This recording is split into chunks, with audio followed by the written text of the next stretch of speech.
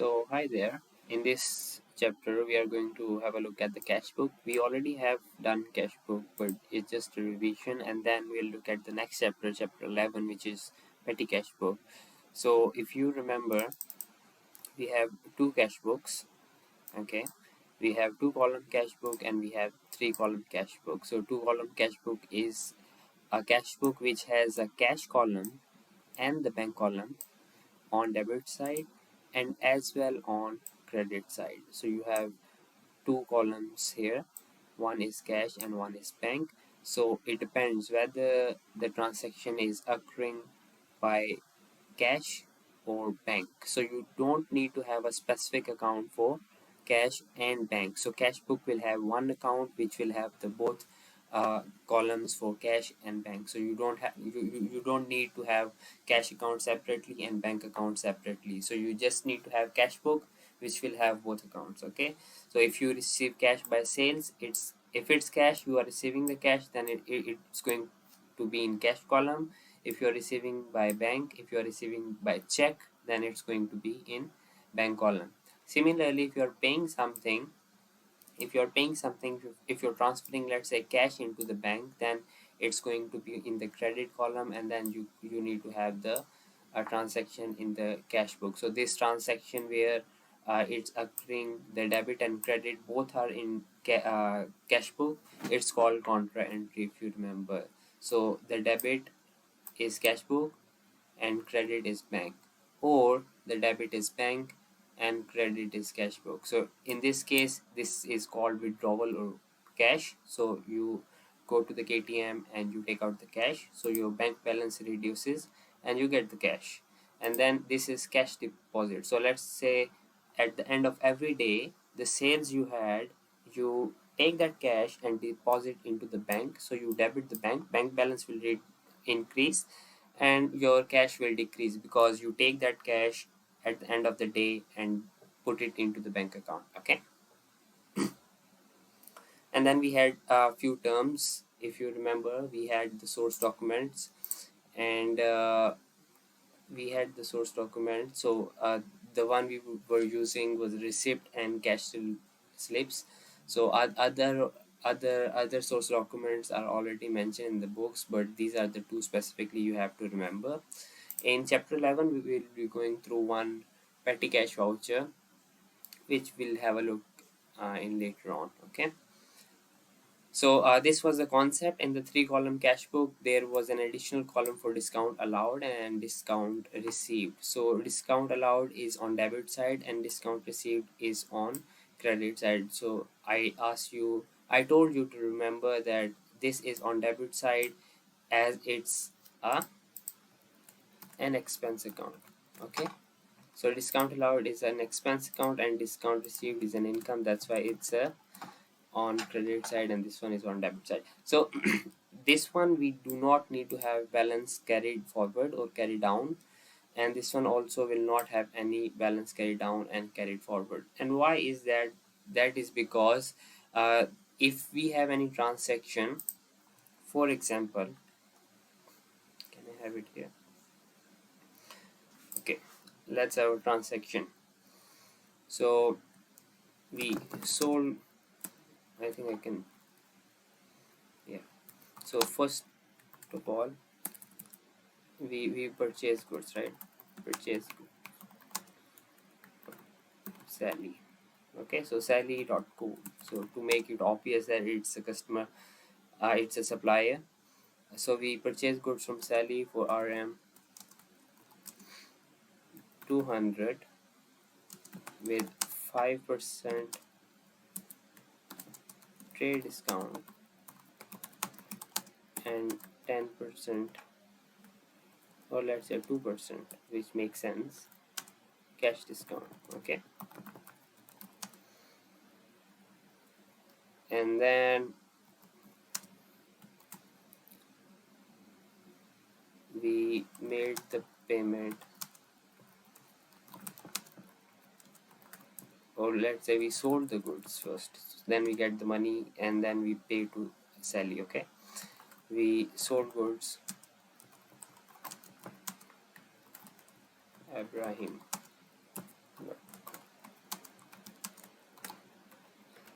350 and 4% cash discount. Okay, then we paid to Sally.co,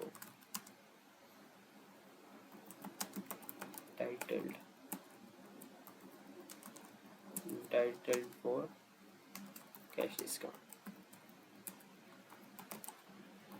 So this is full settlement. Okay, full settlement means you paid the full amount, not let's say whatever the amount was, you paid fully. Okay, so there is no balance carry down or forward, so you are paying everything. And then otherwise I can bring this down. I'll leave this one. So third one could be received cash from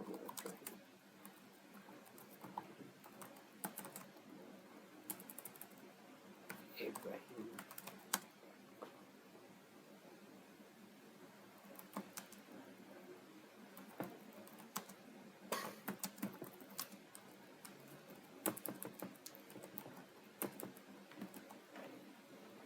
So this is going to be the fourth one. Okay, so what happened here is we debit purchase and we credit Sally. Now how do I know I credit Sally? Is because I am mentioning this thing where I says 2% cash discount is given. Okay, so I do not need to specify that it's by check or whatever the method is. Okay, so I know my debit is purchase because I'm receiving the goods and I'm credit is Sally. I think I should separate it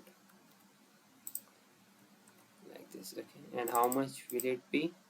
It's going to be 200 minus 5% cash discount. I think I can have it in a separate column so I can do the calculation. 200 times 0.9, because so if 190 debit, I received the goods for 190 and I owe 190 to Sally now. Okay, so this is my debit entry and this is my credit entry. Anything to do with my cash book at the moment? No, nothing. Okay, so this one, if I were to have a T account, okay, I think I can have a T account, right? Just to make things simpler.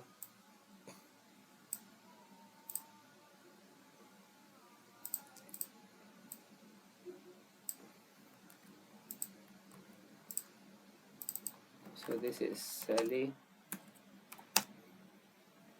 this is purchase.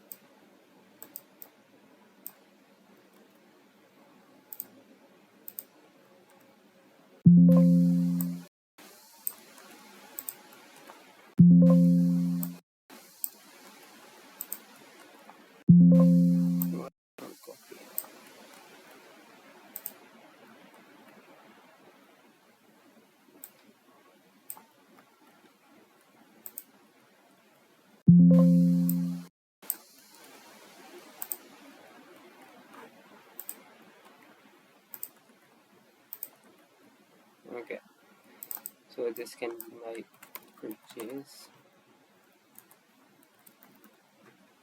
this can be my sales, and this can be my as a trade receivable. Who is my trade receivable? I think I can have the name itself, Abraham. And my cash discount received, and this is discount allowed. So in this case, I debit my purchase. Okay, 190.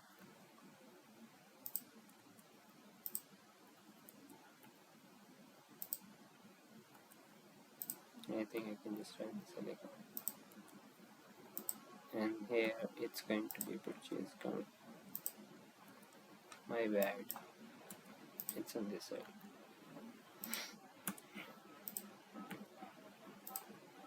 It's good. Okay, so that's going to be the transaction for the first one.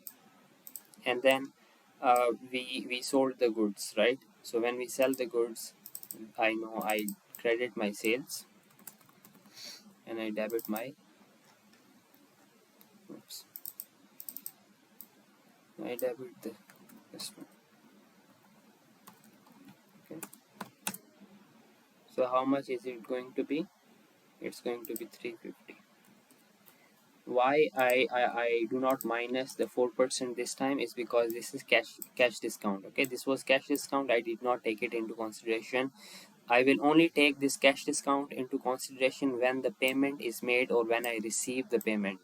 Okay, so now I am going to credit my sales 350, and it's okay, and I debit my Ibrahim account, and the amount is 350. And the next one, I received the received cash from Ibrahim, so I'm receiving the cash from him.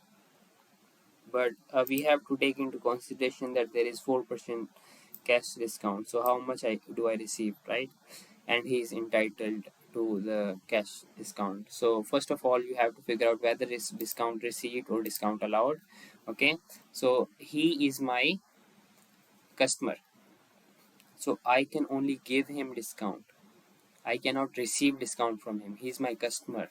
So let's say if you sell a phone, okay, and if you sell a phone for 1000 ringgit, okay, if you sell a phone for 1000 ringgit, and I am not paying you the amount 1000, I bought it, but then I am not paying you.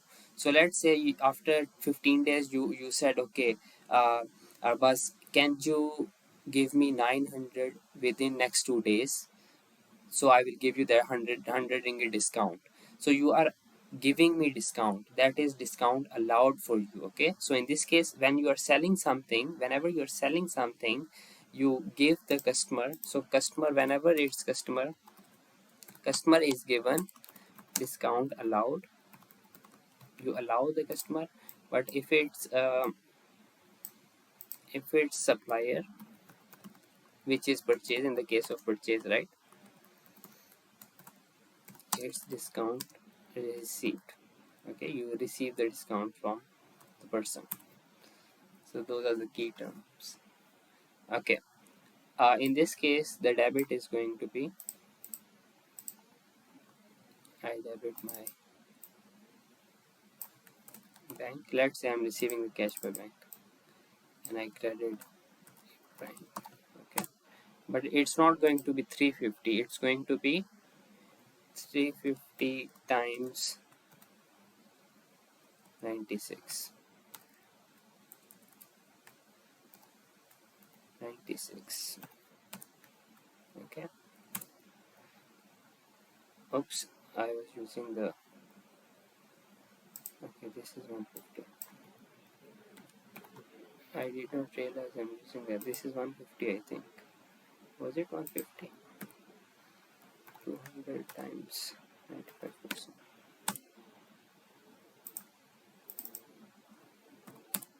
190, it's 190. This is 350. This is 350. I shouldn't have done that. Okay, anyways. So this is equal to 350 times 96%. So I minus the 4% from 100%. Okay, 96%. So it's 336. So I credit my bank. I credit my the Ibrahim account. Okay, 336, and I debit my bank. Okay, so in this case, if I were to have a bank account, let's say this I'm using 3 column cashbook. Okay, so I will write here Ibrahim, and I will say 336. Okay, I receive via bank, I receive this amount, but then I need to have another transaction, because if you see, there is a difference in this amount and in this amount, and he does not owe me anything else. Okay, that's all. So where does that 4% go? I need to have another transaction which will be debit discount allowed, which is an expense for me, and I credit my Ibrahim account. Okay, so the 4% is going to be of 350. Okay, $14. So $14 I need to write here, and this is going to go in discount. Okay, so if I credit here, I need to debit here.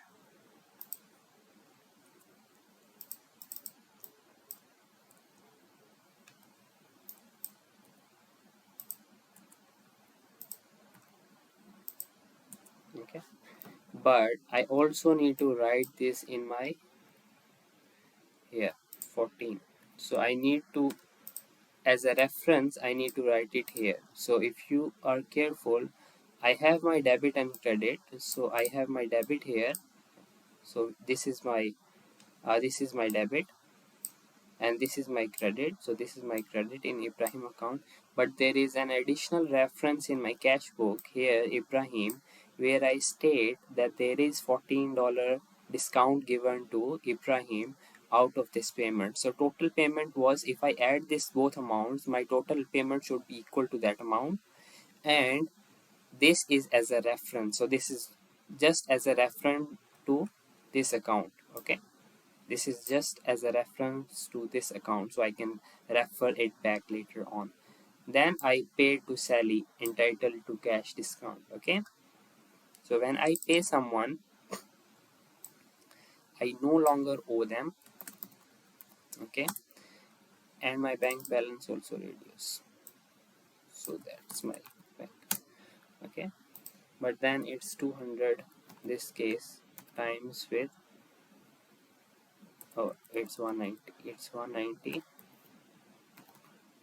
times with 98%. Okay, so the amount is going to be this. And in this case, I'm not receiving the discount. I allow.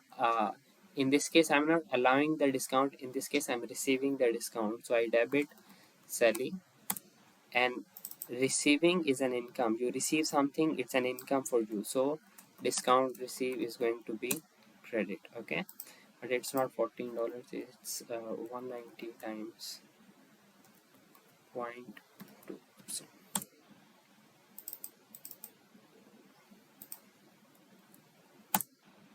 So it's, the amount is 3.8. Okay, so I go into this account, the first one, I debit this amount. Okay, so I have my bank account, I debit 186.2, and then I go into my bank account, I have Sally 186.2. Okay, and another transaction is here, because now it's not balance. If you see, it's not balance, right? I need to have 3.8.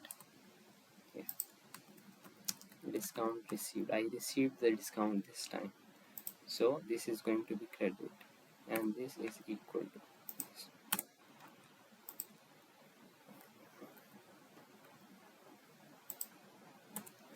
All right, so now if you see, both sides are balanced, 190 and 190, you can close it. And you also need to write this transaction in here. Okay, so you need to write, you have another transaction of 190 3.8, I think it's 3.8. Okay, so this is as a reference, it has nothing to do with my debit and credit, if you see. Okay, so I'm writing this transaction in here. Okay, but this is also as a reference in my cash book 3 column. Okay, so this was the just a skimming through the last chapter, and next chapter is about petty cash book. This is also a rather concise chapter, very short chapter. And if you go to page 99, you will see a couple of terms. For example, petty cash book, impress system, analysis column. So petty literally means small. So if you have any small transactions, then you are going to post it into a petty cash book. Okay, and then impress system or floating system refers to you need to refill the account. Okay, it's like once your water bottle is finished, you need to refill it. Okay, so let's say you go to school, but then you refill the water bottle every morning, but it's not necessary you finish the water bottle every day. There might be some water left already there, right? So the whole point is how much the water is left, you just need to refill the remaining amount. Okay, so it's not you have to refill it fully. Okay, so let's say if your water bottle is 1 liter and you consume 500 ml. Okay, you consume 500 ml, so you only need to refill 500 ml more, not 1 liter, right? So just like that, the impress system says if your initial balance is 500 and you have a system where you need to refill it back to 500 and you spend 200 only, the amount remaining is 300. So you need to refill only 200 because you spend 200 only. The remaining is 300. So if you add another 200, it will be equal to 500 back. Okay. Analysis column refers to this column, the payment column. So you have the debit side, so this is the debit side, and this is also the credit side. So this all is the credit side. So the more columns, why we have more columns here? Because this has more than one account. Okay, so what happened here is that once you have the small transactions, those are small transactions. Okay, so you will have more than one account, and once you have the total of all those small transactions, you will transfer it back to ledger. Okay, so now the source document we will be using is, you remember the source documents we had previously. So these are few of the source documents: debit note, credit note, invoice, receipts. Okay, in this the source document is petty cash voucher. Okay, so what happened is if you go on page let me see, if you go on page 101, you will see a lot of transaction on May 1st. Okay, in the month of May 1st, May 2nd, 8th, 11th, 15th, 20, 23rd, 27, and 1st June. Okay, so your balance is 150. So what that means is you have no balance here, no balance brought down in this case. Okay, so now what I'm going to do is petty cashier received 150 check. So you will write here bank. So you credit the bank and you debit 150 here, and the date is going to be 1st May. Okay, so you debit your petty cash book. So this is the debit side, and you credit the bank account as normal. But this one is different. This account is a bit the format is a bit different. Okay, because this is petty cash book, and now we are going to record more than one transaction in this account, and we have to classify them separately.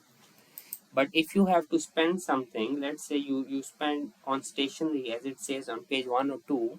Okay, so you can write here stationery, and then you need to have one account for stationery. Okay, so how do you know you have these accounts? As you write these things, you can either open them, or they will tell you in the question you need to open these accounts. Okay, so stationery, you go into stationery account, you can write here 32.62. Okay, and here also you need to write it once, because this is the total column and this is the further classification columns. Okay, this is the total column and this is the further classification column. So you need to write this amount twice, one in this column. Definitely you will write all the amounts in this column, but it depends where you are going to classify it. So for example, the next one is postage. Okay, you will write it here 26.29, 26.29, and then you are going to open a postage account, because it's not same as stationery. Stationery is stationery, postage is different. You are going to classify this account amount into this account also. And then let's say you have the third one, travel expenses. Travel expenses has to nothing to do with a stationery and postage, so I open another account with the travel expenses. So in this case it's going to be 18.40. So I open my T account and I write it here. So what happened at the end of the day, I will total up this column which is equal to this one, and then I will total up each column this one, and I will transfer into my ledger. I will transfer this account into my ledger. Where does this go? It doesn't go anywhere. I will transfer this amount, this total, into my ledger. So credit my I credit my petty cash book. I think I should write it here. I credit my petty cash book. Okay, what's wrong with this one?